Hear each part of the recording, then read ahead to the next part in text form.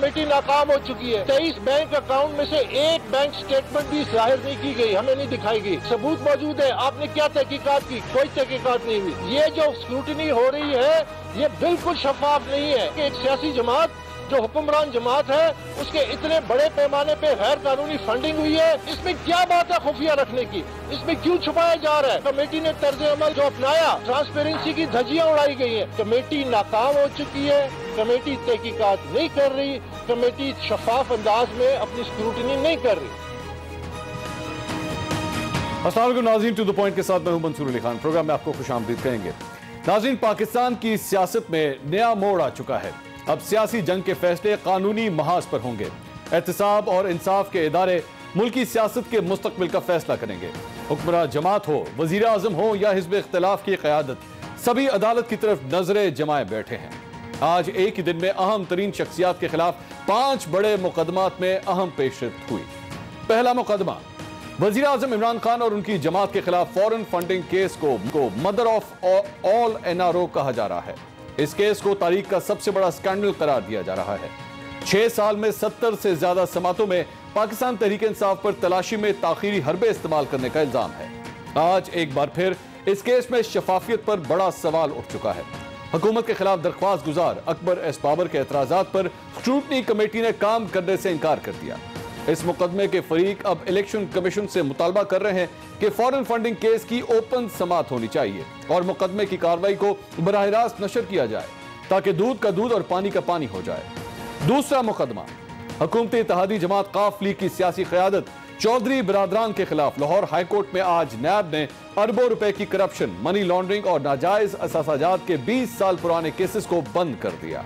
ये वही केसेस हैं जिनके हवाले से कभी वजीर आजम ने चौधरी परवेज इलाही को पंजाब का सबसे बड़ा डाकू करार दिया था। अब एहतसाब के इदारे ने इन्हीं केसेस को बंद करने का ऐलान कर दिया है। तीसरा मुकदमा, नून लीग के सदर और ऑपोजिशन लीडर शहबाज शरीफ भी एहतसाब अदालत के कटहरे में पेश हुए और चैलेंज किया कि कयामत तक नैब एक धेले की करप्शन साबित नहीं कर पाएगा। चौथा मुकदमा, जाली बैंक अकाउंट्स केस में सिंध के वजीर आला मुराद अली शाह के खिलाफ एक और रेफरेंस दायर किया गया है। नैब रावलपिंडी ने सिंध में तवानाई के मंसूबों में के खिलाफ 8 अरब रुपए की हेराफेरी के इल्जाम में नया रेफरेंस बनाया। पांचवा मुकदमा, मेरे कप्तान के अहम तरीन खिलाड़ी फैसल वाडा की नाअहली केस की समाअत भी इलेक्शन कमीशन में हो रही है, जिसमें वफाकी वजीर की दोहरी शहरियत पर सवाल उठ रहे हैं। Chief election commissioner Sikandar Sultan ने इस्तफसार किया कि क्या फैसल वाडा की दोहरी शहरियत थी या नहीं। वकील फैसल वाडा मोहम्मद बिन मोहसिन ने बताया कि फैसल वाडा की उस वक्त दोहरी शहरियत नहीं थी, जिस पर इलेक्शन कमिश्नर ने सवाल किया कि क्या फैसल वाडा ने पहले दोहरी शहरियत रखी हुई थी। फैसल वाडा ने किस तारीख को दोहरी शहरियत छोड़ी, जिस पर फैसल वाडा के वकील ने कहा कि इस बात से मुतालिक उन्हें हिदायत लेनी होंगी, जिस पर member election commission Altaf Ibrahim ने भरमी का इजहार किया। इन तमाम हवालों से सवाल करेंगे। अपने पैनलिस्ट का इंट्रोडक्शन कराता हूं। पाकिस्तान तहरीक इंसाफ से अली मोहम्मद खान साहब आज हमारे साथ मौजूद हैं। पाकिस्तान मुस्लिम लीग नून से निहाल हाशमी साहब हमें ज्वाइन कर रहे हैं और पाकिस्तान पीपल्स पार्टी से नबील गबोल साहब इस वक्त हमारे साथ मौजूद हैं। सबसे पहले अली मोहम्मद खान साहब के पास चलते हैं। अली मोहम्मद खान साहब, पाकिस्तान तहरीक इंसाफ के हवाले से फॉरेन फंडिंग केस या ममनुआ फंडिंग केस अगर इसको कहा जाए तो शायद दुरुस्त होगा, इस सिलसिले में आज स्क्रूटनी कमेटी ने भी काम करने से इनकार कर दिया क्योंकि उनकी शफाफियत के ऊपर भी सवाल उठाया गया। ये कहा गया अकबर एस बाबर की जानिब से कि जनाब हमारे साथ कुछ चीजें शेयर ही नहीं की जा रही। प्रेशर बढ़ता नहीं जा रहा आपकी पार्टी के ऊपर, आपके ख्याल में?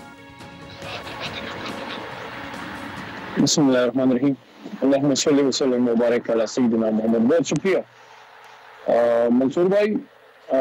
इस केस में तो खैर मैं ये कहूँगा 2-3 दफा तो मैं भी गया हूँ, मैंने देखा है। असल में इस केस में बड़ा टर्न उस वक्त आया जब हमने अपने 40,000 अकाउंट्स की डिटेल दे दी, लेकिन साथ साथ हमारे वकला ने ये एक हिकमत अमली भी इख्तियार की जो कि बड़ी मुनासिब भी थी उस वक्त, कि अपोजिशन पे भी सवाल उठाया जो उस वक्त की हुकूमत थी और पटिशन डाली कि हम तो अपने दे देंगे और हमने डिटेल दे दी।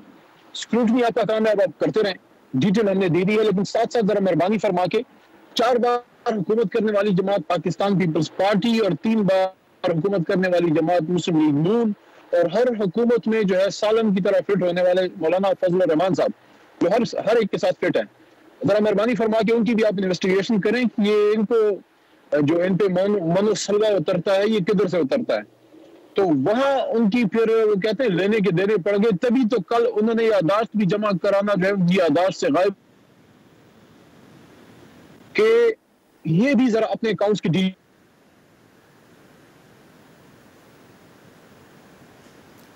अली मोहम्मद जी, अली मोहम्मद खान साहब जी, मंसूर साहब जी जी सर स्क्रूटनी कमेटी पे मैं ये कहना चाहूंगा कि देखिए मैं खुद एक वकील हूं, तो as an you know as a council as a lawyer as a student of law मैं ये कहना चाहता हूं कि अदालतें किसी की ख्वाहिशात पे नहीं चलती कि आज मुझे कोई जज पसंद नहीं आ रहा, आज मुझे कोई तरीकाकार पसंद नहीं आ रहा। अकबर एस बाबर साहब की मन मर्जी के मुताबिक तो तरीकाकार नहीं हो सकता। अगर वो चाहते हैं कि ओपन हो तो उसके लिए लेजिस्लेशन करनी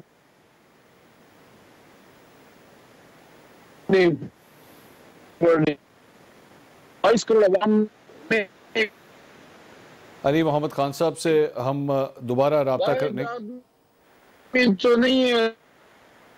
अली मोहम्मद खान साहब से हम दोबारा राब्ता करते हैं। निहाल हाशमी साहब, ये आपने सारी गुफ्तगू सुनी, एतराज किस बात का है सर? आज आप लोगों की तरफ से याददाश्त भी इस सिलसिले में जमा करवाई गई। आज इमरान खान साहब ने खुद फरमाया है कि बेशक इसको ओपन कर दें, पब्लिक को देखने दें किस तरह ट्रायल हो रहा है, तो फिर आप लोगों ने किस बात की याददाश्त जमा करवाई है जब इतनी बड़ी ऑफर आ गई है इमरान खान साहब की जानिब से? बिस्मिल्लाहिर्रहमानिर्रहीम। मंसूर भाई, एक कहावत है इंग्लिश का, डिलेइंग जस्टिस डिनाइंग जस्टिस। ये अभी अली मोहम्मद साहब कह रहे थे कि वो वकील हैं और वो समझते हैं चीज़ों को। वकील मैं भी छोटा सा हूँ और रोज़ मैं प्रैक्टिस करता हूँ हाई कोर्ट और नैब कोर्ट और एंटी करप्शन एवरीडे। तो बात ये है कि 7 साल से अगर एक चीज़ प्रोसीड नहीं हो पाया तो अकबर बाबर साहब ठीक कह रहे हैं। नंबर 2, अभी अहमद ने, मेरे भाई ने कहा, अली मोहम्मद ने, कि हमने इनके भी जो फंडिंग है उसके हवाले से इलेक्शन कमीशन में दरखास्त दी है। तो भाई हाथ कंगन को आरसी क्या, हमें तो हर साल सर्टिफिकेशन होता है। हमने तो कोई फॉरेन फंडिंग नहीं ली है, हम पे तो कोई हिंदुस्तान के बीजेपी का कोई लीडर मेहरबान नहीं है, हमें तो कोई ज़ियोनिस्ट पार्टी का लीडर हम पे मेहरबान नहीं है, हमारे तो 2 एजेंट अमेरिका में नहीं बैठे कि सारे जहां से अच्छा अमेरिका हमारा वहां से फंडिंग हो रही हो, और हमें तो कोई थोड़े से फैक्ट्स जरा करेक्ट कर दूं, मैं थोड़े से फैक्ट्स जरा करेक्ट कर दूं। आपने एक तो पहले कहा कि डिलेड इज जस्टिस डिनाइड, लेकिन justice hurried is justice buried, एक ये मुहावरा भी है एक बात। दूसरी बात ये, अभी आपने थोड़ी देर पहले फरमाया कि इस सिलसिले में बीजेपी के कौन से लीडर की जानिब से जो है वो फंडिंग होती है, जरा बताएंगे इस सिलसिले में क्या डिटेल है आपके पास? कौन सा बीजेपी का ऐसा रहनुमा है जो पाकिस्तान तहरीक इंसाफ की फंडिंग करता रहा है? जी, कल ही मरियम नवाज ने इलेक्शन कमीशन के सामने यह कहा कि सांची नाम है उस साहब का जो भारतीय जनता पार्टी के मेंबर हैं। यहां तो हर आदमी लीडर होता है, मेंबर है वो। अच्छा, तो क्या इसीलिए तो दुआएं कर रहे थे कि जनाब मोदी साहब जो हैं उनको कामयाबी हासिल हो, क्योंकि वो उनके फाइनेंसर हैं, फंडर्स हैं, और हमारी कोई फॉरेन फंडिंग नहीं। और अगर है तो जरूर करें, आपकी हुकूमत है, आप जरूर करें। ये इलेक्शन कमीशन के भी आइन में क्या लिखा हुआ है, आइन में जो लिखा हुआ है उसके तहत हम चाहते हैं कि इलेक्शन कमीशन, मरियम बीबी ने कल यही बात तो की है, याददाश्त इस बात की दी गई है कि आइन में दर्ज किए हुए दफात एक लफ्ज पे हमें अमलन चलना है। और दूसरी बात मंसूर, एक बड़ी आपको अजीब बात करूंगा कि जितने भी हम डिस्कशन कर रहे हैं सियासी लोगों की कर रहे हैं, सिविलियंस के कर रहे हैं। इस मुल्क में और भी इदारे हैं जिनकी इस्तेसाब होना चाहिए। मेरी हमदर्दी है हर सियासी जमात के हर लीडर और कायदीन के साथ। तो क्या यहां पे जो इदारे अपने आप को कहते हैं हम गार्डेड हैं, खा वो जुडिशरी हो, खा लॉ इन्फोर्सिंग एजेंसी हो, खा बिजनेस कम्युनिटी हो, खा वो हमारे ब्यूरोक्रेट्स हो, क्या इनका एहतसाब नहीं होना चाहिए? क्या इनका नहीं पता किया जाना चाहिए कि नहीं? तो निहाल साहब, जो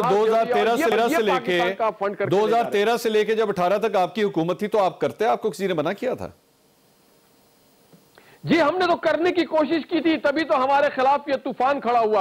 अच्छा, हमने किसका एहतसाब करने की कोशिश की थी आपने? पता है, बल्कि आपने किसका एहतसाब करने की कोशिश? मैं अली मोहम्मद खान साहब से पूछ लेता हूं ना, किसका एहतसाब करने की कोशिश की जिसकी वजह से आप समझ रहे हैं सब कुछ हुआ आपके साथ? एक आमिर का एहतसाब करने की कोशिश की हमने।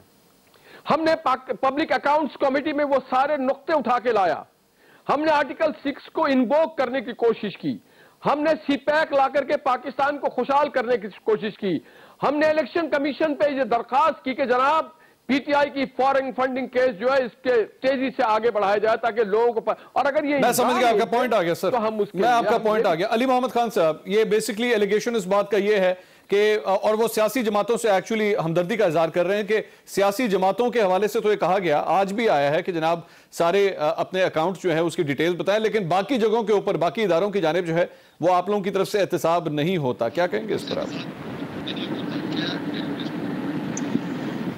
मंसूर साहब देखें, मुझमें बात नहीं करनी चाहिए और फोकस डिस्कशन करनी चाहिए। बिल्कुल 5 साल मियां नवाज शरीफ की हुकूमत रही। मियां साहब बताएं पाकिस्तान के मफाद का कौन सा काम था जिस पे उनको क्या वो उनको कह रहे थे कि आप रोड्स ना बनाएं, आप अस्पताल ना बनाएं, आप स्कूल ना बनाएं, आप नायब रिफॉर्म्स ना करें, एहतसाब के इदारे को मजबूत ना करें? क्या वो उनको ये कह रही थी कि पाकिस्तान में करप्शन के निजाम को खत्म ना करें, या उनको ये कह रही थी कि मनी लॉन्ड्रिंग जो है वो अब करें? क्या ये पापड़ वाला चीनी वाला उनको एस्टेब्लिशमेंट कह रही थी कि आप पाकिस्तान से मनी लॉन्ड्रिंग करें? और एक और बात मंसूर साहब देखें, you are a learned person, focus बात ये है कि अभी जो ब्रॉडशीट का है, what is broadsheet? Broadsheet is basically the saga of the rich and the elite of Pakistan who looted and plundered this homeland of ours. कहानी क्या है? कहानी बड़ी सिंपल है। वक्त का डिक्टेटर उठा, उसने कहा जनाब मैं एहतसाब करूंगा। पहले तो उसका मैंडेट नहीं था।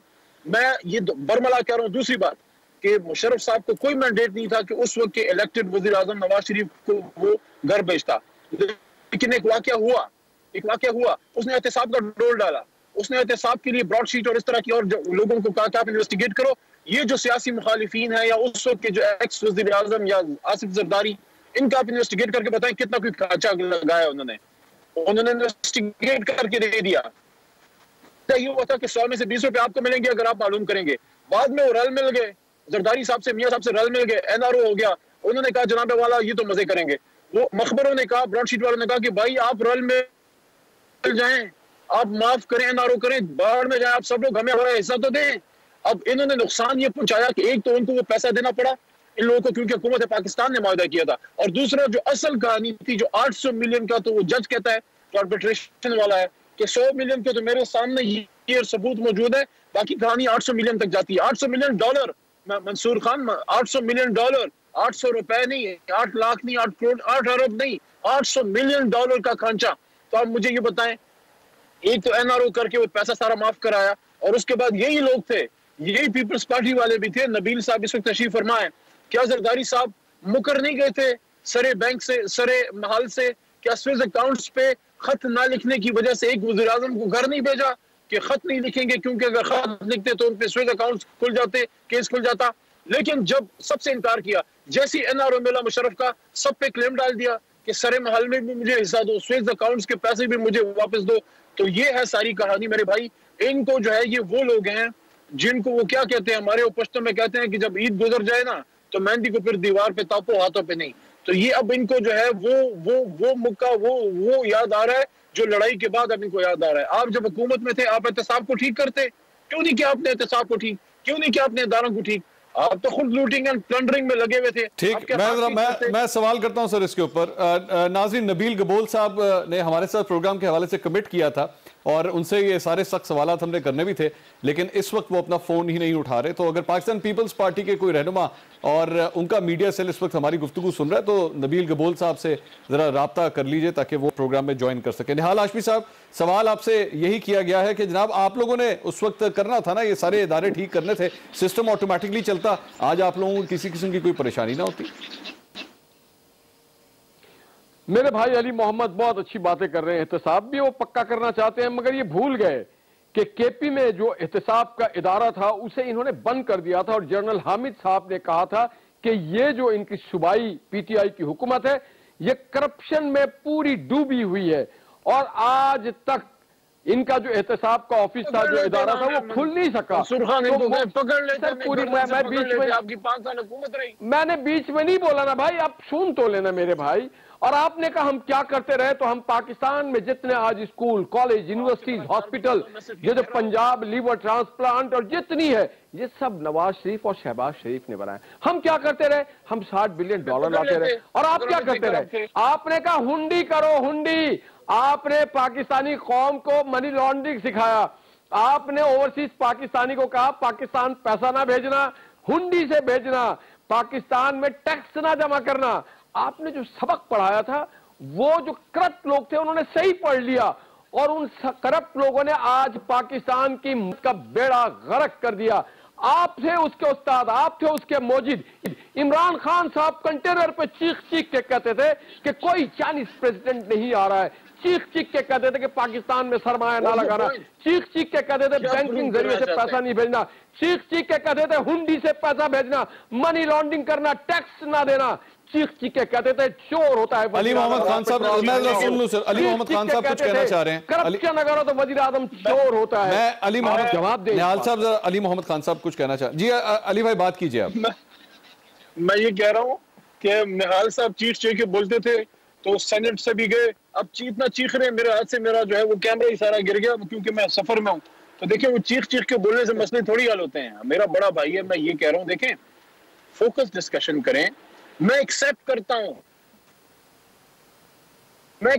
कि खैबर पख्तूनख्वा में हमारा एहतसाब का निजाम उस तरह नहीं चल सका जो हमारा मैंडेट था, जो हमें करना चाहिए था। मैं एक्सेप्ट करता हूं, हमें बेहतर तरीके से वहां एहतसाब का निजाम चलाना चाहिए था। लेकिन जब निहाल साहब जैसे एक्सपीरियंस लोग हमें ये कहते हैं कि हम करप्ट थे, फलां थे, वो थे, यानी कि छाननी जो है, छाननी हमें बोल रही है कि जनाब आपने इतने सवाल। लेकिन अली साहब एक सवाल मेरा, एक मेरा सवाल एक मेरा पॉइंट, एक शुक्रिया, बहुत शुक्रिया। मैं सिर्फ ये कर रहा हूँ कि अगर निहाल हाशमी भाई जो मेरा बड़ा भाई है, मेरा प्यारा है, मिडिल क्लास का आदमी है, मुझे खुशी थी जब ये सेनेट में थे, लेकिन मुझे दुख इसलिए हुआ, दुख ना करे, सियासत में हूं, भले सेनेट में रहूं ना रहूं, पार्लियामेंट में ना रहूं, ये तो मेरे अल्लाह की तरफ से होता है। वो तो इज्जो मंतोशा, वो तो जिल्लो मंतोशा, अल्लाह ताला जब चाहेगा देगा। भाईजान बात मेरी सुन लें, अगर आप जजों को धमकियां देने की बजाय एहतसाब के निजाम को मजबूत करते, तो अगर हमें क्यों करप्ट थे उनको भी पकड़ लेते, हमें भी पकड़ लेते, अपने आपको पता है मैंने जजों को धमकी नहीं दी थी, मैंने जजों को धमकी नहीं दी थी, तो मुझे बरगला के मुझसे माफीनामा लिया गया। मैंने कब, मेरी पूरी तकरीर देख लो, किसी जज का नाम नहीं है, जजमेंट का नाम नहीं है, कोर्ट का नाम नहीं है। भाई मेरे वकील को उन्होंने बेवकूफ बनाया कि माफीनामा दे दो। अहमद नूरानी का भी केस था, मीर शकील का भी केस था, मैं इनके झांसे में आ गया कि मैं वकील हूं, शायद ये सही बात कर रहे हो। चले नाज़रीन एक ब्रेक लेते हैं, एक ब्रेक लेते हैं। मैं एक ब्रेक ले लूं। नाज़रीन कोशिश करते हैं पाकिस्तान पीपल्स पार्टी से भी किसी की नुमाइंदगी हो सके। आजकल पता नहीं पार्टी के मीडिया अफेयर्स किस तरह चल रहे हैं, मजीद बात करेंगे एक ब्रेक के बाद। हमारे साथ रहिएगा। नाज़रीन welcome back after the break. बात हो रही है 5 मुकदमों की, और 5 मुकदमों के अंदर पाकिस्तान की सियासत लगता है उलझ के रह गई है। इसी हवाले से हम गुफ्तगू कर रहे थे। ब्रेक पे जाने से पहले निहाल हाशमी साहब के ऊपर ये इल्जामात लगे थे कि जनाब आपने पहले भी जो है वो जजेस के हवाले से इस किस्म की गुफ्तगू की, और उसके बाद कल भी हमने देखा कि पीडीएम ने पूरी एक रैली निकाली इलेक्शन कमीशन ऑफ पाकिस्तान के बाहर, लेकिन खातिर खा कोई कामयाबी नसीब ना हुई। निहाल हाशमी साहब, अब ये सिलसिला तो इसी तरह ही चलेगा, लग नहीं रहा कि किसी किस्म की कामयाबी अपोजिशन को मिल रही है। मंसूर भाई, आपकी दुआओं से और आप लोगों की मीडिया के तवस्सुस से मरियम नवाज का पैगाम पाकिस्तान के अवाम तक पहुंच गया। जो वो आवाज बनी है कौम की, वो पहुंच गया। उसने बताया कि जो इलेक्शन कमीशन है, ईसीपी को क्या करना चाहिए, उसको आईनी जिम्मेदारी याद। देखिए, हम कोई हमला करने के लिए पीटीआई की तरह जैसे ये पीटीपी पे घुस गए थे, हम घुसने नहीं गए थे, हम तो उनको याददाश्त देने गए थे, हम उनको बताने गए थे कि आपको कौम ने मुंतखब इसलिए किया है, आपको मरात, आपको गाड़ियां, आपको फैसिलिटेशन आईने पाकिस्तान और अवाम पाकिस्तान आपको देती है, ताकि आप हमारे वोटों का तहफ़्फ़ुज़ कर सकें, बर वक्त इंसाफ कर सकें, दूध का दूध पानी का पानी कर सके। जो फॉरेन फंडिंग का केस रखा हमारे खिलाफ हो, पीटीआई के खिलाफ हो सकता है ये इल्जाम हो और पीटीआई को आप क्लीन चिट दें, इसका फैसला करें। हम उनके तरह नहीं है कि हम पीडीपी पे जाकर के हमला कर दें, हम उनके तरह नहीं है कि हम प्राइम मिनिस्टर हाउस में जाके घुस जाएं, हम उनके तरह तो कतन नहीं है। तो मरियम बीबी ने नबील गबोल साहब हमारे साथ मौजूद हैं, दो टोक आवाज दे दिया और पाकिस्तान के अवाम के जानिब से इलेक्शन कमीशन को भी दो टोक आवाज दे दिया और उनके साथ पूरी पीडीएम ने एक दो टोक आवाज दे दिया और दो टोक उनकी जिम्मेदारियों का एहसास दिला दिया। नबील गबोल साहब, नबील गबोल साहब, ये जो कुछ भी हो रहा है आपने सारी गुफ्तगू, सर मैं निहाल हाशमी साहब इजाजत दीजिएगा। नबील गबोल साहब, ये जो कुछ भी हो रहा है, मुराद अली शाह साहब के खिलाफ एक और रेफरेंस अब तैयार हो गया, सिलसिला उसी तरह ही जारी है सर, कोई फर्क नहीं आ रहा। और पाकिस्तान तहरीक इंसाफ की जानिब से इमरान खान साहब यही फरमा रहे हैं एनआरओ नहीं मिलेगा चाहे जो मर्जी हो जाए। मंसूर भाई, सबसे पहले तो ये बताऊं कि मैं 7:50 पे स्काइप खोल के बैठा हुआ था और आपकी टीम ने मुझे कॉल ही नहीं किया और उल्टा आप कह रहे हैं कि ढूंढ के लाके थे नबील साहब फोन ही नहीं उठा रहे। अच्छा चलो, मैं तो 7:50 ये आपसे मैं प्रोग्राम के बाद डिटेल से बात करता हूँ सर जी। आपके इंजीनियरों ने कॉल ही नहीं किया, मैं क्या करूं। जहां तक देखे जिस तरह आप लोगों का एक्सप्रेस का सिस्टम चल रहा है इसी तरीके मुल्क का भी सिस्टम चल रहा है। मसला ये है कि अभी मैं आपको अपना मिसाल दूं कि मुझे अभी आज नैब से नोटिस मिला है कि जी आपने रिकमेंडेशन लेटर भेजे जूनियर ये जो क्लर्क है और ये जो चौकीदार है बेनजीर यूनिवर्सिटी में, वहां पे वाइस चांसलर जो है उसके खिलाफ एक इंक्वायरी चल रही है, तो आपने लेटर भेजे वहां पर। तो अच्छा। मैं समझ गया, मैंने कहा भाई मैंने लेटर तो ऐसा रिकमेंडेशन नहीं भेजा, लेकिन मैं समझ जाता हूँ कि ये जो हम टीवी में आते हैं बात करते हैं उन्हीं को सिर्फ नैब वाले जो है वो लेटर्स भेजते हैं, उनको नहीं भेजते हैं जो इस वक्त मौजूदा हुकूमत के जो बैठे हुए हैं करता धरता, जो कि कमीशन भी लेते हैं आपके ब्रॉडशीट वालों से, जो कि आपका जो ये केस चल रहा है फॉरेन फंडिंग वाले केस पे प्रेशराइज करते हैं इलेक्शन कमीशन को कि जी आप यहाँ पर जो है कोई अपना वर्डिक्ट नहीं देंगे, जो बीआरटी के ऊपर स्टे लगा के बैठे हैं, जो मालम जब्बा में लेके बैठे हैं, जो फेडरल मिनिस्टर्स हैं जिनके ऊपर जो है इंक्वायरी चल रही है, उनको तो नहीं बुलाते हैं। हमने अगर रिकमेंडेशन लेटर किसी गरीब के लिए लिख दिया तो हमें बुला दिया जाता है। बात यह है कि इस मुल्क के अंदर ये भूल गए हैं कि भाई ये जो कुर्सी है ना इमरान खान की, ये एक म्यूजिकल चेयर है और म्यूजिकल चेयर आज इसके पास है, कल किसी और के पास आएगा।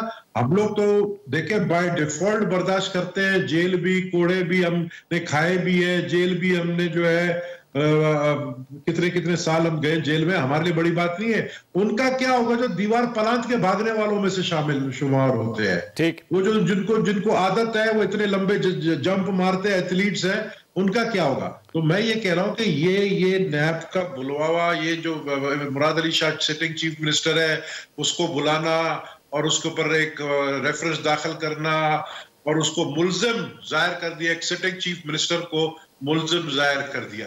ओ भाई आपके पास कोई एविडेंस है, आप अंदर करो। आप लोगों को उठाकर अंदर भी करते, बाद में प्लेन में बिठाकर बाहर भी भेज देते। तो भाई हम तो ये कहते हैं कि सबसे बड़ा एनआरओ जो है वो आप लोग मांग रहे हो, और इस वक्त जिस तरह हुकूमत चल रही है, जिस तरह दिक्कत स्टार्ट पे चल रही है, आप लोग देखें जीडीपी ग्रोथ कहां से कहां पहुंच गया है, लोगों की क्या हालत है। पाकिस्तान के 72-74 ईयर्स की तारीख में ये हालात कभी भी मुल्क की माशी हालात नहीं रहे जो आज। मुझे इजाजत दीजिएगा। तो मैं समझता हूं कि अली मोहम्मद खान साहब, ये जो एहतसाब की बात कर रहे थे, नबील गबोल साहब ने बड़ी अच्छी बात की कि एहतसाब ऑपोजिशन का ही लगता हो रहा है। आज एक और डेवलपमेंट जो हुई वो चौधरी परवेज इलाही और चौधरी शुजात हुसैन साहब के हवाले से कोर्ट में जाके नैब ने कह दिया जनाब हमने इंक्वायरी बंद कर दी है। ये वही चौधरी परवेज इलाही है जिनको इमरान खान साहब पंजाब का सबसे बड़ा डाकू कहते थे और जो इल्जामात उनके ऊपर लगाए गए थे वो बड़े संगीन थे, लेकिन आज आपके दौरे हुकूमत में उनको क्लियरेंस मिल गई। इसकी यही वजह है कि वो आप लोगों के इत्तेहादी हैं? देखिए, इस पे मैं अगर आपको ये कहूँ कि हमने जो है उनको कहा है कि आप इनके केस वापस लें, तो क्या आप इस पे यकीन करेंगे? क्या आप समझते हैं कि इमरान खान साहब से खुदा ना खास्ता कोई डिक्टेट है? देखिए, इस तरह नहीं होता। उनके केस वहां पे चले होंगे और मुझे केस की डिटेल्स का नहीं पता, लेकिन उन्होंने देखा होगा, अगर केस बनता होगा तो कर दिया होगा, नहीं बनता तो नहीं किया होगा। लेकिन मैं इसको कम से कम इस बात को तो मानने के लिए तैयार नहीं हूँ कि उनके केसेज इस वजह से जो है वो खत्म किए गए या खत्म हुआ होगा, कोई उनका कोई जो भी केसेज है कि चूंकि हमारे हलीफ हैं, वो तो 2.5 साल से हमारे हलीफ हैं, पहले तो होना ही चाहिए था कि अगर उनके साथ हमारी कोई ऐसी डील थी कि आपके केस खत्म होंगे तो पहले महीने, दूसरे महीने, पहले 6 महीने में उनके केस सारे खत्म हो जाते। लेकिन बहरहाल इस पर मैं ज्यादा कमेंट इसलिए नहीं कर सकता कि मुझे ना उनके केस की डिटेल्स का पता है, ना ये मुझे पता है। नहीं, लेकिन अली भाई एक्चुअली टाइमिंग बड़ी अजीब है ना इसकी। सेनेट के इलेक्शंस होने वाले हैं, तमाम आपको अपने तहादियों की ज़रूरत भी है, ख़ासतौर पे पंजाब असेंबली के अंदर, और उससे पहले ये डेवलपमेंट हो जाना। अब यही यहाँ पे डीजी नैब लाहौर जो है वो इससे पहले की डेट पे ये कह चुके थे, बड़ी उन्होंने डिटेल से बताई कि जी चौधरी परवेज़ इलाही और चौधरी शुजात हुसैन जो है 1986 के अंदर कर्जा लेके उन्होंने जो है वो अपनी सियासत का आगाज़ किया था, और आज दोनों की जायदादें जो हैं वो 4-4 अरब 5-5 अरब से ऊपर की हैं इस वक्त। ये सूरत हाल है, लेकिन उसके बावजूद उनको क्लियरेंस मिल जाती है। तो हैरानकुन टाइमिंग तो है, जाहिर बात है इस मामले की। अब नो कि उन्होंने इस वक्त ये केस आगे जो है वो बेहतर बता सकते हैं कि उनके केसेस क्या किस स्टेज पे थे जो उन्होंने ये कहा है। लेकिन मैं तो फिर भी ये कहूंगा कि अगर किसी भी शख्स पे कोई करप्शन का चार्ज है तो चाहे वो हुकूमत में हो, चाहे वो पोजीशन में हो, पिक एंड चूज नहीं होना चाहिए, सबको सजा मिलनी चाहिए अगर किसी ने करप्शन की है। Just for the sake of it कि शख्स की पोजीशन में है तो लाजमन उसको सजा दें, या बैलेंसिंग एक्ट के लिए फिर हुकूमती बंदे को भी पकड़ लें, मैं इसके भी हक में नहीं हूँ। अगर किसी ने करप्शन की है, चाहे हुकूमत में है चाहे पोजीशन में है, उसको सजा मिलनी चाहिए।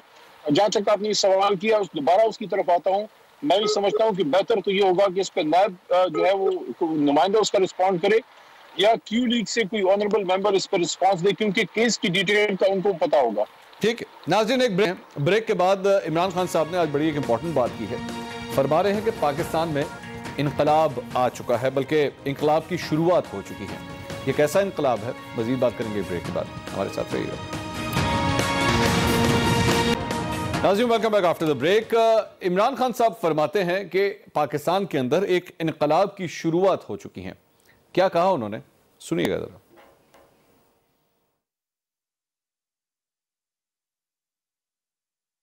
जदोजहद तो हो रही है पाकिस्तान में। आज वो पाकिस्तान में वो जो इनकलाब है उसकी शुरुआत तो हो चुकी है। और अगर आपने देखना है कि कैसे शुरू हुई, तो ये सारे चोरों का टोला जो इकट्ठा होकर हर दूसरे दिन सड़कों पे आ जाता है, इनकी जब आप शक्लें देखेंगे और जब आप देखेंगे सब इकट्ठे हो गए हैं, तो आपको सबको मुतमईन होना चाहिए कि इनकलाब आना शुरू हो गया पाकिस्तान में। इनकलाब आना शुरू हो चुका है। निहाल हाशमी साहब, बड़ी खतरे की बात है ये आप लोगों के लिए कि इनकलाब आना शुरू हो चुका है, और खान साहब फरमा रहे हैं कि इसी वजह से आप लोग सारे इकट्ठे हो गए। बात तो उन्होंने ठीक की है भाई, इनकलाब तो आना शुरू हो गया है। अच्छा कि जनाब कोई शक नहीं कि इनकलाब नहीं आ रहा है। क्यों कि बेरोजगारियों में इजाफा हो रहा है, ये भी एक बड़ा इनकलाब है। PIA बंद हो रहा है, स्टील मिल के मजदूर सड़कों पे बैठे हुए हैं, रेलवे बंद हो रहा है, पाकिस्तान की मईशत नीचे जा रही है, डॉलर ऊपर जा रहा है, लोग इनकलाब आ गया। माफिया कैबिनेट पे बैठी है, आटा चोर माफिया, बिजली चोर माफिया, पेट्रोल चोर माफिया, इनकलाब आ गया जनाब। और देखिए कहां तक और इनकलाब आएगा कि बनी गाला का नक्शा पास हो रहा है, बनी गाला के 300 कनाल के मकान का नक्शा पास हो रहा है। सादिक और अमीन बन रहे हैं लोग, जो जाली दस्तावेजात बनाते हैं अपने मकान के, वो सादिक और अमीन बन रहे हैं। इससे बड़ा और जो बात कहते हैं वो सच हो रहा है। उन्होंने कहा तो इसको बंद करो, शाहिद खाकान बंद, शहबाज शरीफ बंद, हमजा शहबाज बंद, राना सना बंद, शाहिद खाकान बंद, सलमान साहब सबको बंद कर रहे हैं। मरियम को एक बार कहा बंद, दोबारा कह दिया बंद। अब इससे बड़ा कोई इनकलाब हो सकता है? नैब इसको पकड़ लो, नैब उसको पकड़ लो, इस IG 1-2.5 साल में 6 IG तब्दील, 4 चीफ सेक्रेटरी तब्दील। पाकिस्तान की इकोनॉमी जो 30 सालों में लोगों ने कर्जे लिए थे वो 2.5 साल में कर्जे ले लिए। इससे बड़ा कोई इनकलाब हो सकता है? हॉस्पिटल में लाइनें बढ़ गई हैं, लोग अब सरकारी पिम्स को आप जाके देख लें, क्या इनकलाब आया पिम्स में। इससे बड़ा इनकलाब आ ही नहीं सकता है। आप यूनिवर्सिटीज में इनकलाब देख लें, कॉलेज में इनकलाब देख लें, ये इनकलाब है कि पाकिस्तान के कैबिनेट में 25% गैर मुंतखब लोग हैं। ये इनकलाब है कि पाकिस्तान की मईशत IMF का एक नुमाइंदा चलाता है। यह इनकलाब है कि पाकिस्तान के मईशत पे पाकिस्तान की गवर्नमेंट का कंट्रोल नहीं है। जो IMF का प्रोग्राम, उस प्रोग्राम के तहत चलाया जाता है। इनके पास इतने लोग नहीं है कि कैबिनेट को पूरा कर सके, मुंतखब नुमाइंदे से कैबिनेट को पूरा कर सके। ये मांगे तान इनकलाब आ चुका है। नहीं, निहाल हाशमी साहब, क्या आप लोग ये सब कुछ नहीं करते थे? क्या आप लोग गैर मुंतखब लोगों को, तारिक फातमी साहब कौन थे? तारिक फातमी साहब कौन थे? क्या आप लोग IMF के पास नहीं जाते थे क्या? नहीं जनाब, 10,000 नैब को हम कंट्रोल नहीं करते थे, ये करते हैं। हमने नैब को खुला छोड़ा हुआ था, जिसको चाहे पकड़े। ये नैब को इंतकाम के टूल के तौर पे इस्तेमाल करते हैं, ये जलील करने के लिए करते हैं। प्रोफेसर्स को, वाइस चांसलर्स को, डॉक्टर्स को, बिजनेसमैन को, ट्रेडर्स को, अब टीचर्स को भी करेंगे, जैसा भी नबील भाई ने कहा। तो भाई या तो नैब चला लिया, पाकिस्तान के पार्लियामेंट को, पाकिस्तान की इकोनॉमी को चला ले। आज दुनिया में जहाज गिरफ्तार हो रहा है, क्या जगहसाई हम करवा रहे हैं अपने मुल्क का। इससे ज्यादा जगहसाई हो सकती है कि पाकिस्तान का जहाज गिरफ्तार हो रहा है, पाकिस्तान की वीजा बंद हो रहे हैं। आप नवाज शरीफ को लो रहे हैं। वो नवाज शरीफ जो अंधेरे से उजाले में लेके आया पाकिस्तान को, वो नवाज शरीफ जो $60 बिलियन और जिसपे एक पाई का करप्शन साबित नहीं। अच्छा, वैसे ये निहाल हाशमी साहब, सुनिए मेरा सवाल सुनिएगा। ये नवाज शरीफ साहब अंधेरे से उजाले में लेकर आए, पहले पाकिस्तान पीपल्स पार्टी से तो पूछ लें, वो आपकी इस बात से मुत्तफिक भी हैं। नबील कबूल साहब, क्या आप भी समझते हैं नवाज शरीफ साहब जो है वो अंधेरे से उजाले में लेकर आए थे पाकिस्तान को? देखिए, आप जरूर चाहते हैं कि हम नवाज शरीफ के बारे में कोई नेगेटिव बात करें, लेकिन हम ऐसा करेंगे नहीं, क्योंकि वैसे ही PDF के अंदर बड़ी दरारें, रूमर्स चल रही है कि दरारें हैं और पता नहीं क्या क्या है। और इंशाल्लाह हम टूटने नहीं देंगे इन दरारों को, जो है ना, हम जोड़ के रखेंगे मौलाना फजल रहमान की क़यादत में। और मैं समझता हूँ कि मौलाना फजल रहमान की क़यादत में, ये बड़ा इंपॉर्टेंट आपने कहा, शुक्र है आपने कह दिया कि मौलाना फजल रहमान की क़यादत में। बिल्कुल, मौलाना फजल रहमान हमारे PDM के सरबराह है और उनकी क़यादत में चलेंगे। अच्छा। और ये मौलाना फजल रहमान, देखो, ये कहते हैं अनइलेक्टेड है, पार्लियामेंट में नहीं है, मौलाना के पता नहीं क्या क्या नाम रख लेते हैं, कभी क्या कहते हैं, उसके लिए क्या कहते हैं, लेकिन इसी मौलाना ने तो परेशान करके रख दिया है। ये पहली दफा हुआ है कि आप D चौक तक पहुंच जाते हैं और किसी को हिम्मत नहीं होता आपको रोकने का। नहीं सर, वो तो तहरीक इंसाफ भी तो पहुंची थी ना सर। नहीं तो वो तो बड़ी मुश्किल से पहुंची थी ना, उसने उस वक्त कितने, उनको तो किसी ने पहुंचाया था ना भाई, उनको किसी ने पहुंचाया था। तो अब बात यह है कि हमें तो किसी की सपोर्ट नहीं है, हमें तो कोई पहुंचाने वाला नहीं है, हम तो पब्लिक की सपोर्ट लेकर आए। लेकिन पीपल्स पार्टी के, जहां तक आपने सवाल पीपल्स पार्टी के हवाले से किया, ये पीपल्स पार्टी थी जिसने इस मुल्क को अंधेरों से उजाले में लेकर आया। और नो डाउट कंटिन्यूएशन जो है नवाज शरीफ की इस लिहाज से थी कि उन्होंने एटॉमिक जो है, जो शहीद भुट्टो ने एटॉमिक पाकिस्तान को जो है टेक्नोलॉजी लाके दिया, उसका ब्लास्ट किया। तो और आज के जो प्राइम मिनिस्टर है, उन्होंने जो है ऐसा ब्लास्ट किया हुआ है कि मुल्क का जो इकोनॉमी है वो बिल्कुल नीचे आके गिर गया है। तो ऐसा ब्लास्ट, ऐसी तब्दीली। और आज बड़ा मजेदार बात कर रहा था इमरान खान, वहां पर गया था जहां पर खैबर पख्तूनख्वा में, वो उसने एक तब्दीली इनकलाब की बात की, पता नहीं किस चीज के इनकलाब की बात की, कोई किसी चीज का आपको याद? मंसूर अली खान आपने नहीं, एक और बड़ा अच्छा नाम लिया, पता नहीं वो सलाजीत का नाम लिया, किसका नाम लिया कि जैतून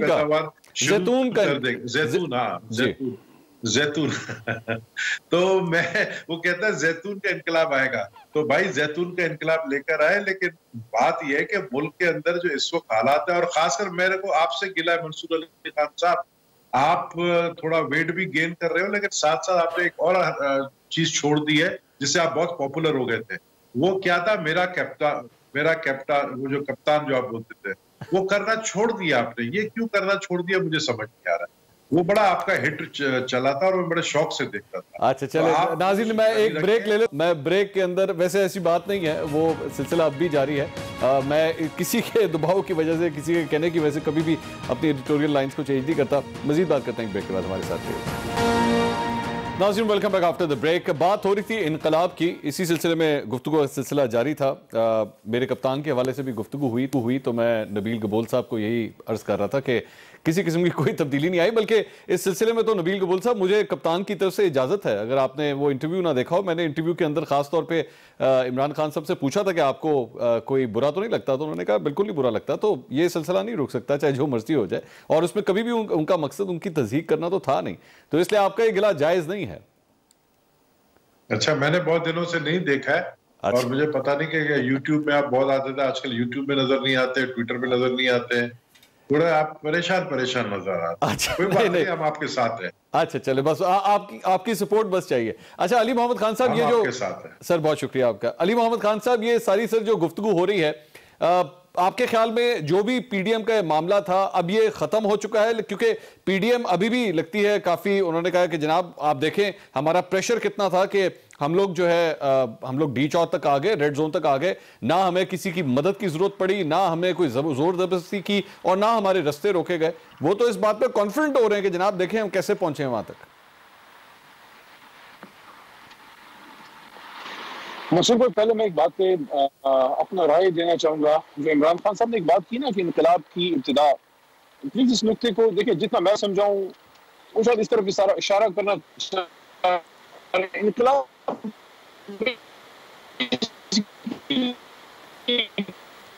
आवाज नहीं आ रही है इनकी। अली मोहम्मद खान साहब, आपकी आवाज हम तक नहीं आ रही सही तरह। इनकलाब किसी जी, अब आपको मेरी आवाज आ रही है? जी जी, बोलिए जी, बोलिए जी। अब जी, बड़ी मेहरबानी। अच्छा, मैं ये अर्ज करना चाह रहा था कि इमरान खान साहब ने इनकलाब की बात की है, हमें इसको समझना चाहिए। जो मैं समझता हूँ इनकलाब वो ये है कि इनकलाब वो प्रोसेस है जिसमें आप किसी माशरे में उसकी मौजूदा एग्जिस्टिंग स्टेटस को, जिसकी वजह से आवाम का जीना माहौल हो और जिसकी वजह से एक आम आदमी अपनी मर्जी के मुताबिक जी ना सके, उसको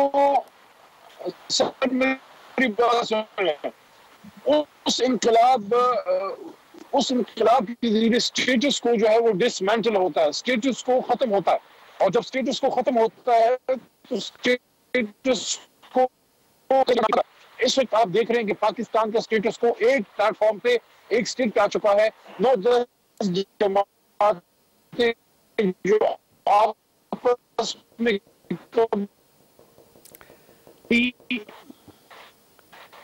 अली मोहम्मद खान साहब की आवाज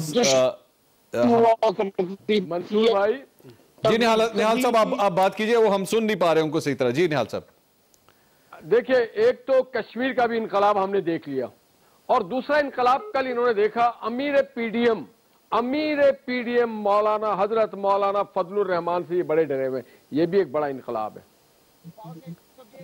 अच्छा चले, बहुत शुक्रिया आपका निहाल हाशमी साहब, अली मोहम्मद खान साहब और नबील कबूल साहब, आपका भी। नाज़रीन, अली मोहम्मद खान साहब की आवाज़ हम तक नहीं पहुंच पा रही थी, और इसीलिए शायद जो इनकलाब आ रहा है जिसका ऐलान मेरे कप्तान ने किया है, शायद वो भी लोगों तक सही तरह नहीं पहुंच पा रहा। शायद कनेक्शन का कोई मसला है, लोग उसको सही तरह महसूस नहीं कर पा रहे। हो सकता है आगे चल के ये कनेक्शन ठीक हो जाए, लोगों को इनकलाब दिखाई देना शुरू हो जाए, सुनाई देना शुरू हो जाए, और लोगों की आंखों के अंदर वो खुशी दोबारा से नजर आना शुरू हो जाए। हो सकता है टाइम लगे, कोरोना की वजह से भी कई मुश्किल हालात थे। बहरहाल अब तकरीबन आधा टाइम इमरान खान साहब की हुकूमत का तकरीबन पूरा होने जा रहा है, आधा टाइम बाकी बचा है। अब देखते हैं इस बाकी आधे टाइम के अंदर शायद वो सब कुछ जो पिछले 2.5 साल में नहीं हो सका, शायद अगले 2.5 साल के अंदर हो सके। उम्मीद तो रखनी चाहिए।